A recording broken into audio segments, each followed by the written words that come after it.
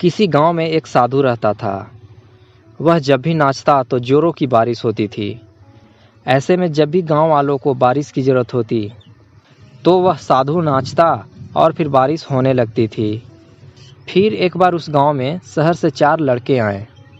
जब उन्होंने उस साधु वाली बात सुनी तो वे सब हंसने लगे और उस साधु का मजाक उड़ाने लगे। शहरी पढ़ाई के घमंड में चूर उन लड़कों ने उस साधु को चुनौती दे दिया।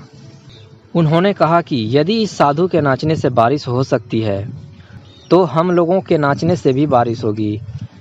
यदि ऐसा नहीं हुआ तो फिर इस साधु के नाचने से भी बारिश नहीं होगी। इसके बाद गांव वालों ने उन लड़कों की चुनौती देखने के लिए इकट्ठा हो गए। एक लड़का नाचना शुरू किया और वह करीब 1 घंटे तक नाचा, पर बारिश नहीं हुई। फिर वह थक कर बैठ गया। इसी तरह से दूसरा लड़का आया, तीसरा लड़का आया और फिर चौथा लड़का आया, पर बारिश नहीं हुई। अब वे चारों थक कर बैठ चुके थे। अब नाचने की बारी उस साधु की थी। फिर साधु नाचना शुरू किया। उसे नाचते हुए करीब 1 घंटा बीत गए, पर बारिश नहीं हुई, लेकिन वह साधु नाचता रहा।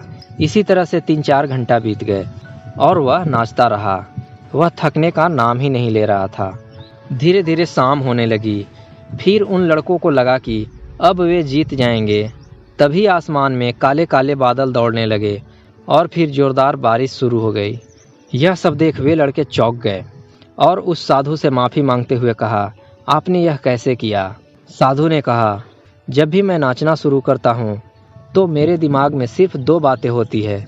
पहली यह कि जब भी मैं नाचूंगा तो बारिश को होना ही पड़ेगा, और दूसरी बात यह है कि मैं तब तक नाचूंगा जब तक कि बारिश ना हो जाए।